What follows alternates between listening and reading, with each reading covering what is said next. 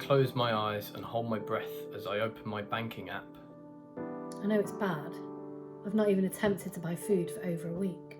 But the email telling me my automated direct debit has failed suggests things are a little bit worse than I'd previously guesstimated. I feel sick. I wonder if the bank still charges £25 to bounce a direct debit. I flip the phone over before the balance has a chance to load and I cry. It's my fault. I should have been on top of it. I should have kept tabs on the incomings and outgoings. But trying to keep track of how little money I had became too distressing months ago. I got into the TV industry to tell stories like this, to give the vulnerable and those living on the margins of society a voice. It was a hard industry to crack. I did it all for minimum wage, trying to save as much as I could to tide me over between contracts. It's not an easy industry to work in. There's long hours and the gaps between contracts are never easy. No, they're not.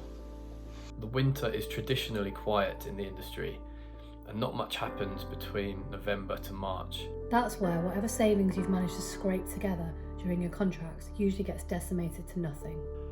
The timing of the lockdown came when myself and many of my peers were expecting to be starting our first contracts of the year.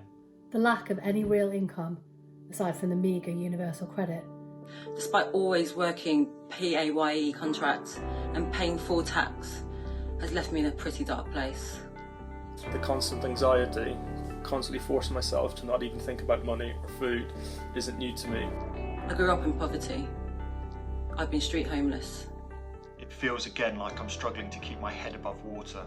The line between where I am and where I come from seems so thin and fragile. Knowing that no one cares. We care. We do care. These feelings fill my day, along with the sense that I'm not good enough. That I can't escape my past, that the hard work and success I've built over the past 15 years is worth nothing. Some of these feelings